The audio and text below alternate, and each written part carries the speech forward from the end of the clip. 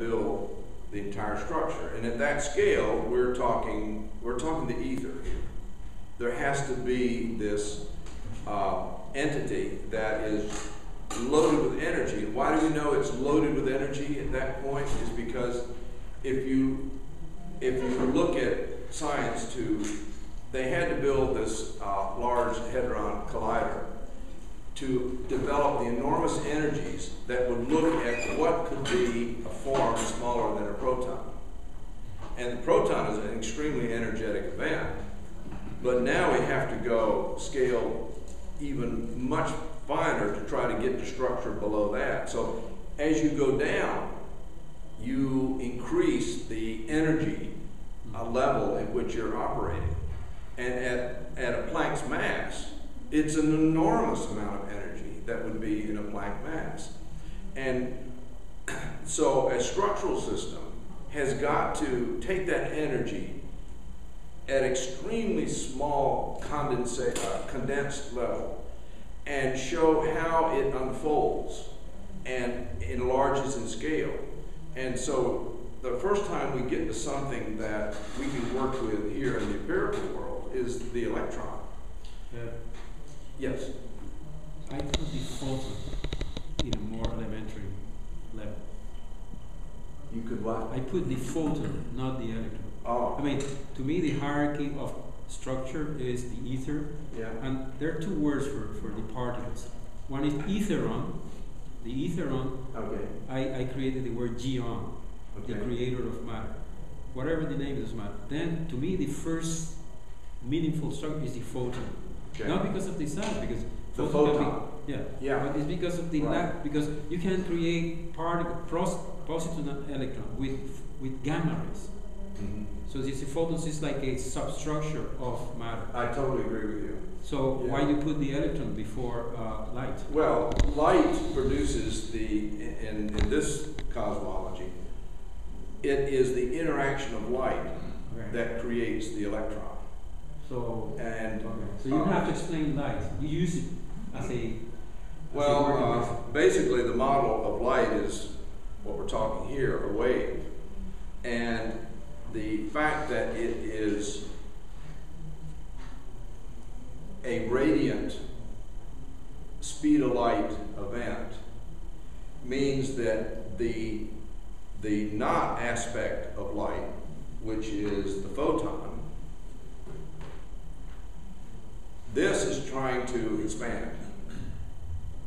Left to its own, left to its own devices, will want to expand itself and, back to the original statement there, become spread equally throughout the universe.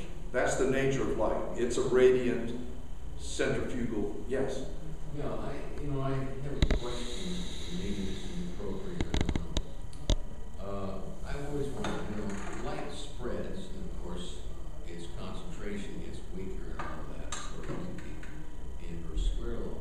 Yeah. But what about the ray itself? Does it get tired? The what?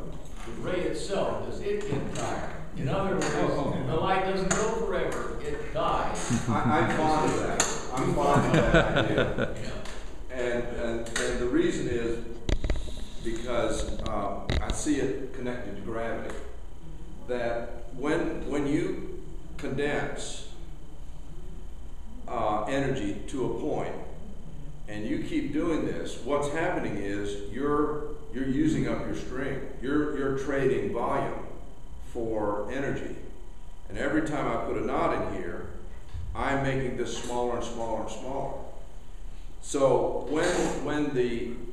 when light is expelled out from a mass, and that's the only place it comes from, it is a knot that is diminishing in frequency. In other words, the frequency is changing as I unfold this. Can you see how tight the curve is when it's here, and how weak it would be out here compared to? And this is the tired light syndrome. And gravity is, in this model, the acknowledgement that the string has been compressed and compacted through the creation of a locality, a mass. Mass and gravity produce the same thing. You take the Yes. mass and gravity sense. Right, as long, if you got a mass, you got a gravity, because you got So it's condensation. gravitational mass, but it's the same as inertial mass. I'm not sure about that. The issue That was Einstein's equivalent principle. yeah, I don't agree, but I mean, it's very much ingrained in modern physics. yeah, it is. At this time, I'm looking upon the fact that as the wave, as light goes out, it's losing frequency, just as the frequency of this knob is being lowered as it expands. So that's the red shift, right? Yeah, yeah, that would be responsible for that. But what it also says is there's a limit. There must be a limit, and the limitation is the string, the length of the string you got to work with. And so that would mean gravity has a finite field. Just this one. You could have a pulsating universe because the string would be constrained and it would snap back if there's any dynamic in it. Yeah. Well, that's a good observation. Another one is that it's a fractal universe, and the way that works. I wish I had something to write on. Oh, I have stuff. You you need do? stuff? I'm sorry. I can't do it. No, I have a whole set. So let me go get it. Okay. There's one there if you want to. Oh, There's a black one. But I got new ones that may not work. Probably try it out just like the other one. Try it. No, okay. I leave it open for let's see if we can come up with something later. Pick up that thought again here. Can I address something that David said, which was, I was thinking when he asked if the small scale is also recapitulated in the larger scale things we see.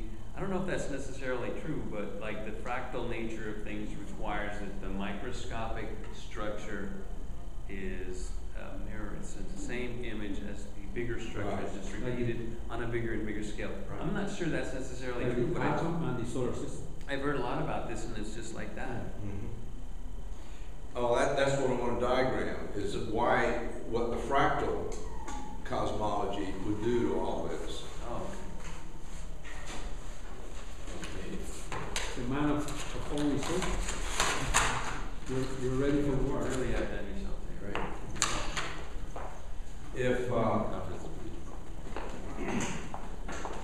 If we go with the assumption that energy at the Planck scale is incredibly condensed and powerful, and everything we do in particle physics indicates that that's true. What was probably going to happen is as that deploys and develops complexity, and here's getting more and more complex as you can see.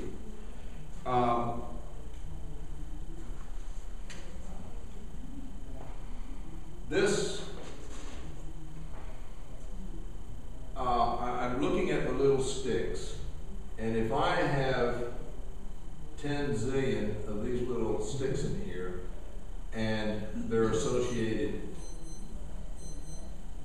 tubes going around here like this, associated with them. If I'm going to deploy that structure, and